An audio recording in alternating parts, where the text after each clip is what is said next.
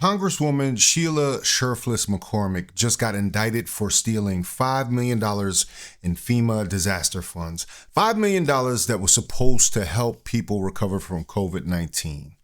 Instead, prosecutors say she funneled over $1 million of it into her own congressional campaign, while hiding the rest through fake accounts and straw donors. Tonight, breaking news. A South Florida Congresswoman indicted, accused of stealing millions of dollars in federal disaster funds and using the money to support her congressional campaign.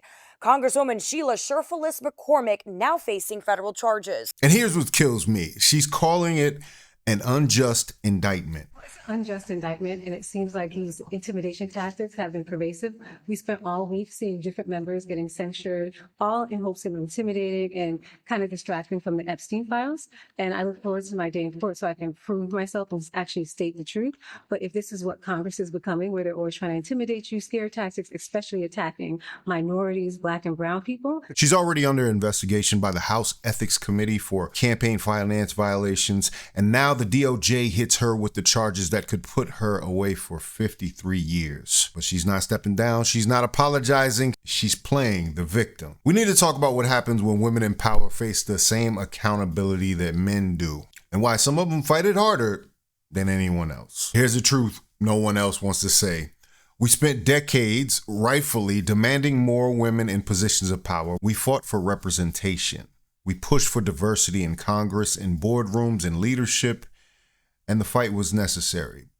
But somewhere along the way, we created this unspoken rule that once a woman gets into power, questioning her becomes an attack on all women. That's the accountability curve, and it's completely broken. Sheila Cherfilus-McCormick is a Black woman representing a majority Black district in South Florida. She won a special election in 2021 by just 5 votes, literally one of the closest races in U.S. history. She campaigned on serving her community, on being a voice for people who'd been overlooked, and according to federal prosecutors, while she was campaigning on that message, she was stealing disaster relief money to fund that very same campaign. The indictment lays it out. Her family healthcare company, Trinity Healthcare Services, got a COVID-19 vaccination staffing contract funded by FEMA.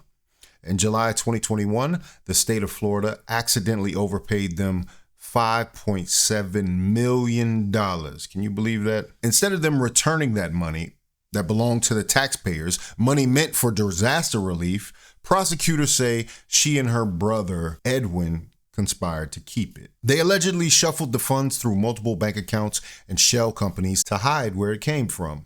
Then they funneled over $1 million into her congressional campaign using straw donors, giving money to friends and family members who then donated to her campaign as if it was their own cash. They disguised political spending and personal expenses as business deductions on her tax returns. This wasn't a mistake. This was a scheme. This was a plan. And now that she's been caught, she didn't own it. She called it a sham indictment. As they do. Sounds familiar. Sounds like Fonnie Willis almost.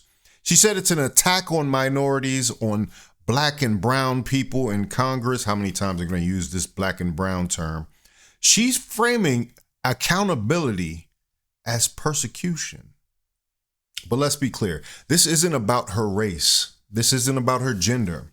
This is about stealing $5 million in disaster funds during a pandemic and using it to buy a seat in Congress. Attorney General Pam Bondi said it perfectly. Using disaster relief funds for self-enrichment is a particularly selfish, cynical crime. No one is above the law, least of all powerful people who rob taxpayers for personal gain. That's the standard. And the second we start making exceptions because someone checks certain demographic boxes, we lose all credibility. We can't demand accountability for corrupt men and then look the other way when women do the exact same thing. That's not equality. The accountability curve is broken because we've confused representation with immunity. Getting more women into power was never supposed to mean those women get a pass when they abuse that power. It was supposed to mean we hold everyone to the same standard, regardless of gender. And now she's hiding behind identity politics instead of facing what she did. That's not leadership. That's exactly the kind of corruption we fought to end. Let me break down exactly how prosecutors say this scheme worked, because the details matter here. Trinity Healthcare Services, the company Sheila Cherfilus-McCormick ran with her brother Edwin, had a legitimate contract. They were supposed to provide staffing for COVID-19 vaccination sites in Florida. FEMA funded this contract because we were in the middle of a pandemic. Who knows what's going on? People were dying. Hospitals were overwhelmed. In July 2021, the state of Florida made a mistake. They overpaid Trinity Healthcare by $5.7 million. Now, when you receive money you're not entitled to, especially government money, especially disaster relief money, you have a legal obligation to return it. That's not optional. That is law. But according to the indictment, Cherfilus-McCormick and her co-defendant saw that $5.7 million and decided to keep it. They allegedly created a web of shell companies and bank accounts to move the money around and disguise its source. This is called money laundering.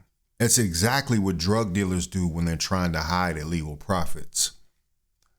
Then comes the campaign finance piece. They couldn't just keep it simple at laundering the money. Now they got to funnel that money back into what they consider a worthy cause, getting her reelected, keeping that influence that they got. Federal prosecutors say that they funneled over $1 million of that stolen FEMA money into her 2021 congressional campaign. But you can't just write yourself $1 million check from a company account and donate it to your own campaign. That's illegal. So they use these straw donors. Here's how that works. You give money to friends, family members, associates. They then donate that money to your campaign in their own names as if it's coming from their personal funds. On paper, it looks like you have broad grassroots support. These people never have grassroots support. In reality, it's all your money being laundered through other people. The indictment specifically names Nadege LeBlanc as someone who helped arrange these fake donations. Prosecutors say her tax preparer, David K. Spencer, helped her file false federal tax returns. They allegedly disguised political spending and personal expenses as business deductions. So not only did she steal the money and launder it, she tried to get tax breaks on it too. This is getting crazy. Now let's talk about why FEMA funds are sacred. FEMA money isn't regular government funding. It has a lot of oversight. It's disaster relief. It's for hurricanes, wildfires, pandemics, situations where people lose everything. I mean, I think about the people in West Virginia who weren't able to get FEMA funds. And when they were, it was very limited. You know, they need immediate help to survive. That's what that money's for.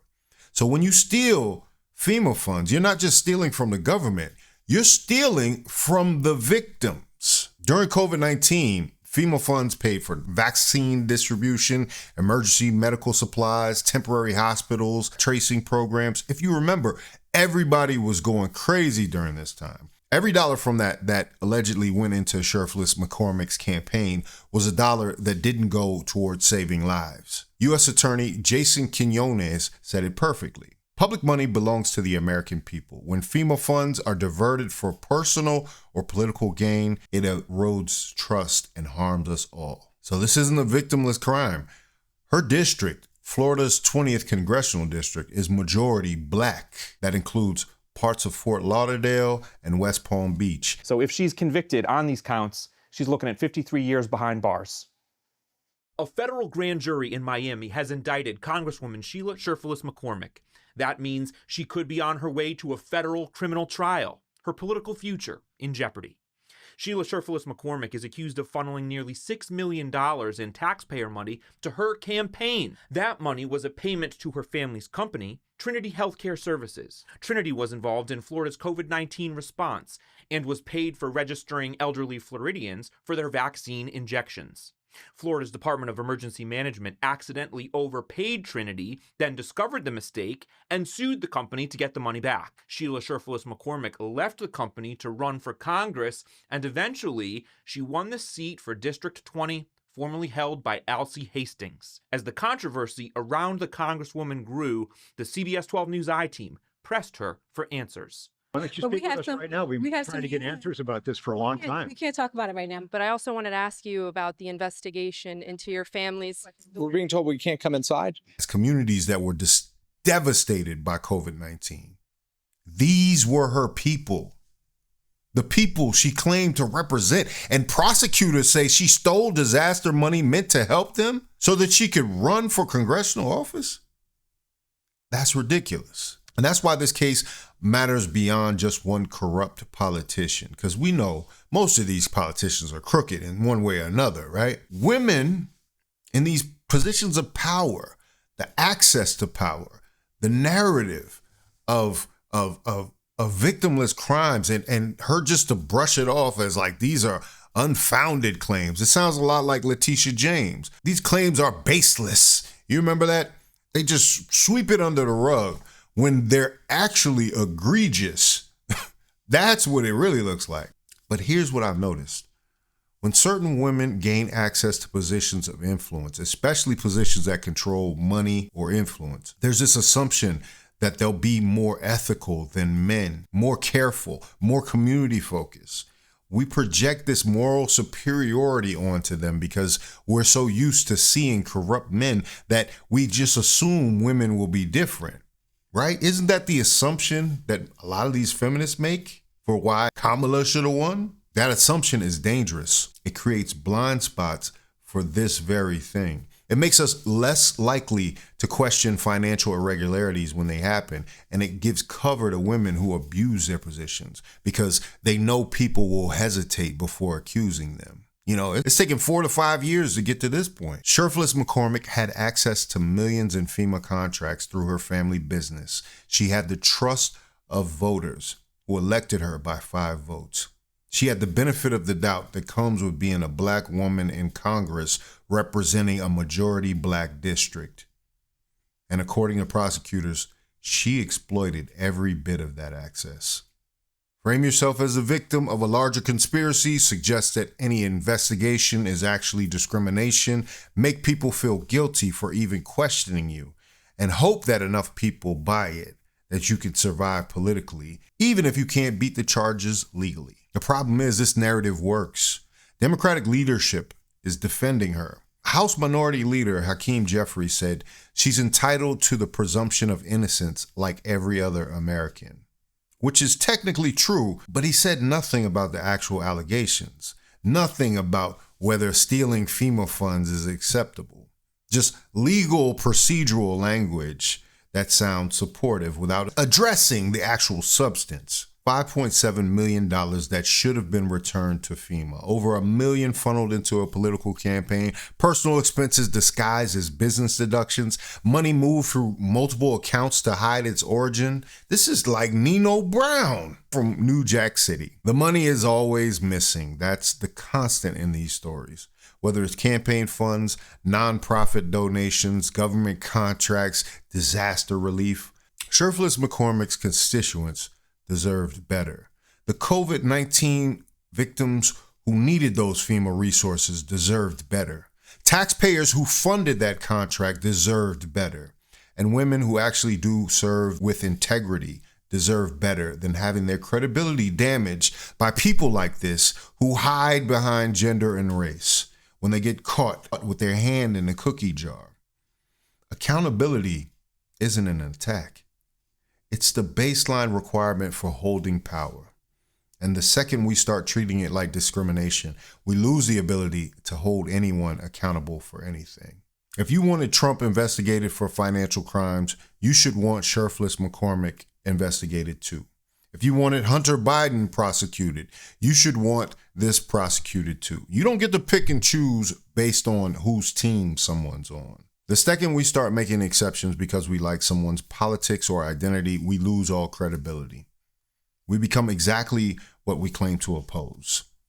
People who care more about tribal loyalty of a political party than the truth. She feeds a narrative that diversity hires can't handle scrutiny. The whole DEI argument that everybody is making, people are mad about the fact that DEI gets called out on a regular basis. Well, this doesn't help. That's the real cost of refusing accountability. It's not just about one corrupt politician. It's about the precedent it sets and the trust it destroys. But anyway, drop a comment if you think I'm wrong about holding everyone to the same standard. Let's go ahead and get the conversation started. This is Faucette Media.